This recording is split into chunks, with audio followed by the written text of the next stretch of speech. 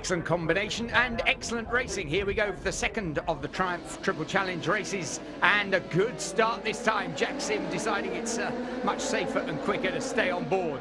And another lovely shot from AJ Hutchinson's camera bike as they just get down there into Paddock Hill Bend. And AJ there running around the outside, or trying to, of Rob Guinan.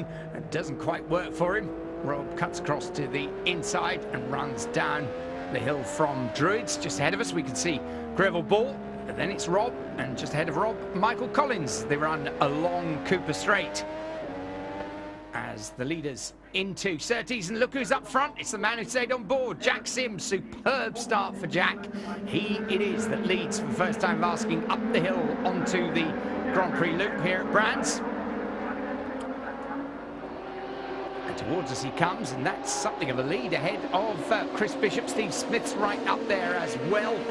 And there at the back of the pack after an uncharacteristically poor start, we see Josh Cahill just ahead of Sarah Jordan. Sarah, a newcomer to the series this weekend. And there, a lovely shot from AJ Hutchinson's bike as he runs up the hill from Dingledale into Sheen Curve. And another great shot. Here's AJ hard at work coming through Stirling's Bend down towards the Medical Centre Bridge. And we pick up the leaders. Jack Sim ahead of Chris Bishop. It's Steve Smith right up there in third place as they come down to cross the line. And Josh Cahill trying to recover from that poorly start. Jack Sim, however, having made an absolute monkey's breakfast of the start in the earlier race, really got that one nailed, and he chases away up the hill to Druids. And there in the following group we see Ollie Linsell and James Wainwright up the inside. James Dye in there as well, Rob Guinan and Michael Collins, then Greville Ball, all chasing down the hill towards Graham Hill Bend. And they're back on board with AJ. Greville Ball ahead of us as we run towards Surtees. But Jack Sim still at the front, but under pressure from Chris Bishop. And there we see Rob Guinan chasing Michael Collins. That's a very steep hill up from Surtees onto the Grand Prix loop. Got to get your exit from Surtees right, and getting his exit right there, or rather the entry, I should say, into Hawthorns, is Chris Bishop lining up an attempt on the lead. And there, championship leader James Dye on that TDG bike. Remember, that will be ridden from now to the end of the season by whoever is the series points leader. AJ Hutchinson once again down Dingledale, up into Sheen Curve, and Greville Ball ahead of him on the back of that pack that he's trying to stay in touch with down into Stirling's. Lovely idea there of that dish corner, but the leader, well, it's all closing up. Steve Smith in third, Michael Booth trying to stay in touch with them, but Steve Smith in third, really closing on Chris Bishop and Jack Sim in the lead. And Chris Bishop, look at that, oh, and he's lining him up for a run down the inside into Paddock Hill Bend, and Chris Bishop goes through into the lead. Now, this is the first time Jack Sim's been headed in this race. Will he be able to get back at Chris Bishop? Steve Smith trying to run right round the outside under braking at Druids, doesn't quite make it stick, but the three of them slightly drawing away from Michael Booth in fourth place. Meanwhile, ahead of them, Greville Ball in the challenge part of the race, chasing young gun Michael Collins along Cooper Straight there towards Surtees, where they'll peel off left up the hill onto the Grand Prix loop. And there we see the leaders, Chris Bishop ahead of Jack Sim, Steve Smith there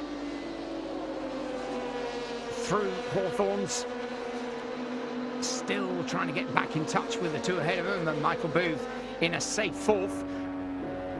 AJ Hutchinson once again coming out of Hawthorns along the Derek Minter Straight and into Westfield.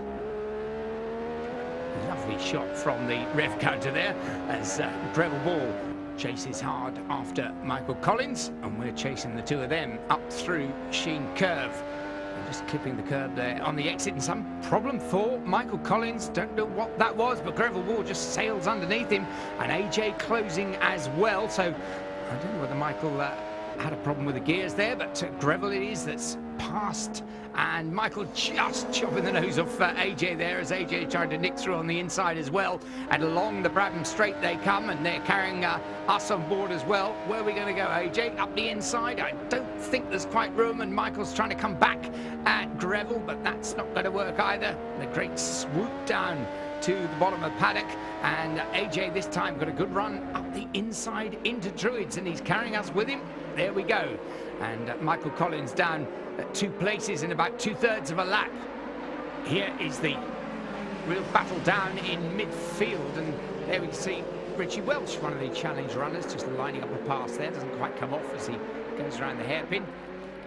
And meanwhile, back at Hawthorns, head down, Chris Bishop in the lead, Jack Sim still running in a good second place, and Steve Smith now looking as though he's getting back in touch with the two of them. Still that tantalising gap for Michael Booth to make up. And there we see challenge runner Adam Kemp, already a race winner at Pembrey this year, just lining up a pass on Ben Wilkins. Ben, a guest rider on the press bike here this weekend.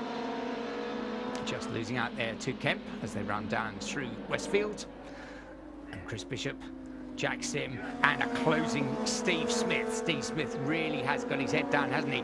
And a lovely exit from Clearways, but Jack Sim, having made that real mare of a start in the earlier race, determined to get as many points as possible from this one.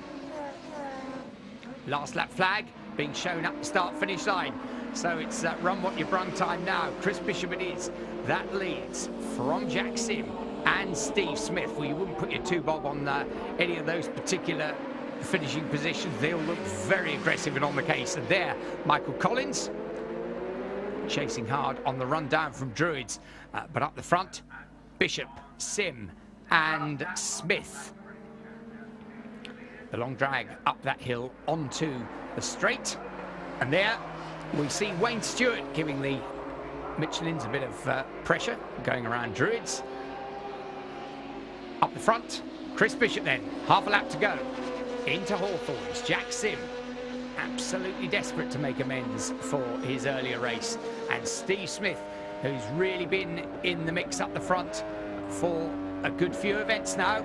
Any one of them capable of winning, as we see this lovely shot of Greville Ball from the bike of AJ Hutchinson. And they've both got past Michael Collins. Of course, Mike will be behind us now as they run up to Sheen Curve for the last time in this Triumph 675 Challenge race. And the leaders, meanwhile, on to the straight, and look who's hit the front. Jack Sim has done it. Just out there at Sheen Curve and back to Stirling's Jack Sim leads from Chris Bishop, and flying Steve Smith at the end there. And Sim crosses the line and takes the win. He'll be absolutely overjoyed. Jack Sim then, the win overall and Young Guns. Chris Bishop second, Steve Smith third, Michael Booth a good fourth ahead of James Wainwright and Ollie Linsdell. And there we see lots of smiling faces on the Young Guns podium. I had a good race, I enjoyed it. Third, you know, I got on the podium, so I'm happy with that, so yeah. Second in the first race today, and unfortunately third in the last race, but yeah, we're pretty happy with this weekend. First race was a bit interesting. I'd like to say I'd been practicing to do that for a good couple of weeks, but no, complete mistake. I must have had oil on my gloves or something and let the clutch out. So, but yeah, brilliant end to the second race. And a challenge podium, we took the opportunity to have a word with Woody Allen's younger brother. Well pleased with that. Catching up with Ricky, unfortunately, with his bad luck, but hopefully I'll be able to race him now and got a chance.